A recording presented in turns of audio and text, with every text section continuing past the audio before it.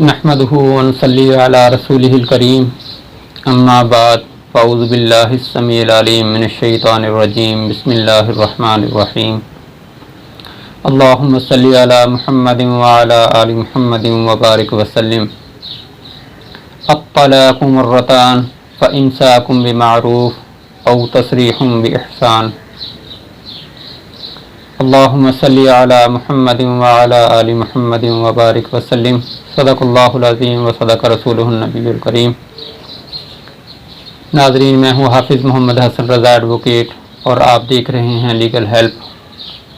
آج کا ہمارا موضوع ہے طلاق، جس کے متعلق میں نے قرآن پاک کا ایک چھوٹا سا جز آپ کے سامنے تلاوت کرنے کی سعادت حاصل کی ہے، جس میں ارشاد باری تعالیٰ ہے کہ طلاق 2 مرتبہ ہے، اس کے بعد یا تو رخصت کر دینا ہے یا احسان کے ساتھ لوٹا لینا ہے۔ طلاق کیا ہے؟ طلاق کسی ایسے شخص کی جانب سے جس کا نکاح ہوا ہے یا اس نے کسی کو اپنا حق تفویض کیا ہو، تو ایسے شخص کی طرف سے جسے وہ حق تفویض کیا گیا ہو، نکاح کو منسوخ اور ختم کرنے کے لیے الفاظ طلاق کا کہنا طلاق کہلاتا ہے۔ نکاح کا فسخ ہو جانا، ختم ہو جانا، میاں بیوی کا بطور میاں بیوی باقی نہ رہنا طلاق کہلاتا ہے۔ مسلم قانون کے تحت نکاح کا معاہدہ 3 صورتوں میں منسوخ ہو سکتا ہے۔ سب سے پہلے شوہر کی طرف سے اس کی مرضی سے، جس میں عدالت کی مداخلت نہ ہو۔ شوہر جو ہے وہ بذات خود طلاق کے الفاظ استعمال کر کے بیوی کو اپنے عقد سے نکال سکتا ہے۔ شوہر اور بیوی دونوں کی باہم رضامندی سے شوہر اس نتیجہ پر پہنچا ہے کہ میں اندر حدود اللہ اس عورت کے ساتھ زندگی نہیں گزار سکتا، اور عورت جو ہے وہ بھی اسی نتیجہ پر پہنچی ہے کہ اندر حدود اللہ اس مرد کے ساتھ میرا نبھا ممکن نہیں ہے۔ تو ایسی صورت میں دونوں باہمی رضامندی سے طلاق پر رضامندی کا اظہار کرتے ہیں اور نکاح کو فسخ کر دیا جاتا ہے۔ تو ایسی صورت میں طلاق وقوع پذیر ہو جائے گی۔ جبکہ تیسری صورت ہے کہ شوہر یا بیوی کی نالش پر عدالت کی ڈگری سے بیوی خود کو شوہر سے اس کی مرضی کے بغیر طلاق نہیں دے سکتی، کیونکہ طلاق دینا مرد کا حق ہے اور مرد کا ہی عمل ہے۔ بیوی بذات خود کو طلاق نہیں دے سکتی۔ صرف ایسا شخص خاوند کی جگہ پر طلاق کا اظہار کر سکتا ہے جسے طلاق کا حق تفویض کیا گیا ہو۔ یہ حق نکاح سے پہلے بھی تفویض کیا جا سکتا ہے اور بعد میں بھی کیا جا سکتا ہے۔ عدالت کے ذریعے عورت طلاق حاصل کرنے کے لیے دعویٰ تنسیخ نکاح دائر کرتی ہے، جس میں خلا کی بنیاد پر عدالت دونوں میں تفریق کر دیتی ہے اور عدالتی ڈگری سے طلاق واجب ہو جاتی ہے۔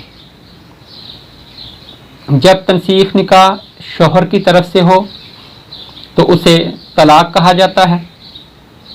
جب باہم رضامندی سے ہو تو اسے فریقین کے درمیان معاہدہ کی شرائط کے حساب سے خلا یا مبارات کہتے ہیں۔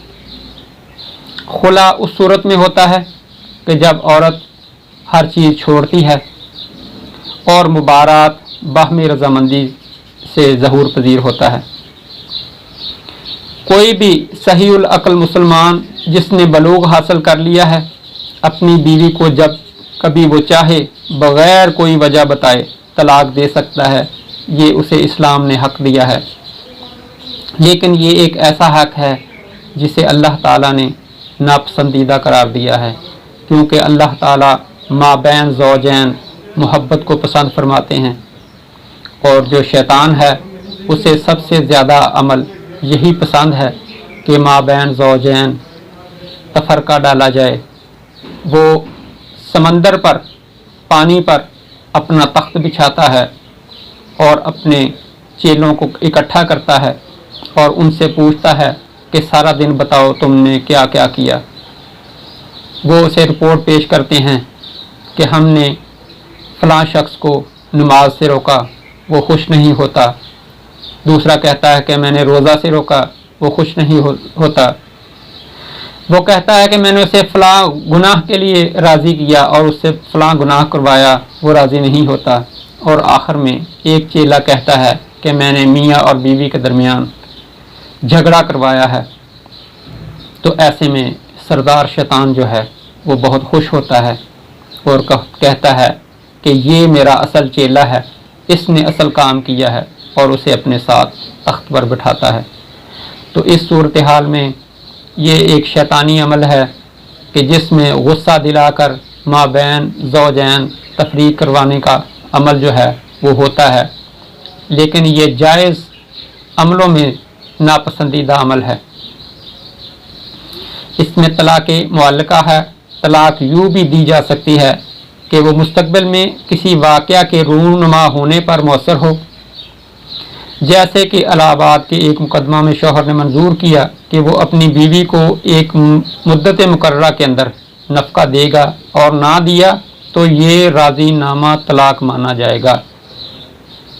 तय पाया कि शौहर के ऐसा ना करने पर राज़ी नामा बतौर तलाक़ मौसर हो गया। इसे तलाक़ मुअल्लिक़ा कहते हैं कि औरत के लिए बंदा कोई शर्त मुकर्रर कर दे कि ये अगर वक़ूआ हो गया तो ये वक़ूआ तलाक़ का इजहार होगा।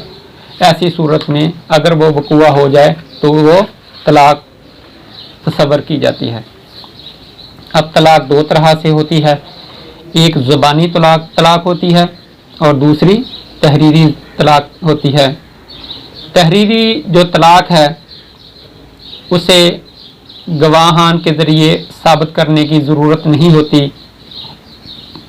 तब तक जब तक कि खामद जो तलाक़ देने वाला है वो उससे मुकर न जाए या जिसे तलाक़ दी गई है वो उसकी सेहत से इनकार न करे।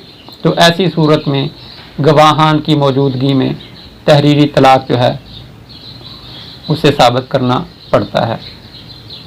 लेकिन जो ज़बानी तलाक़ है उसमें गवाहान की मौजूदगी होना बहुत ज़रूरी है।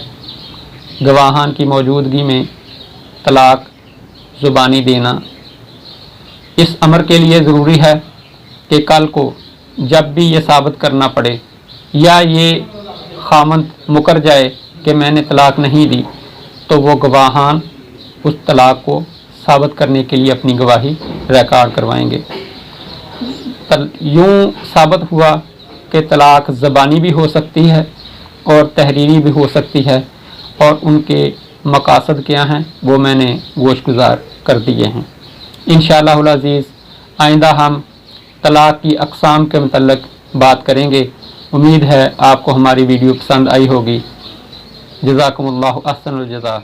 अस्सलामु अलैकुम।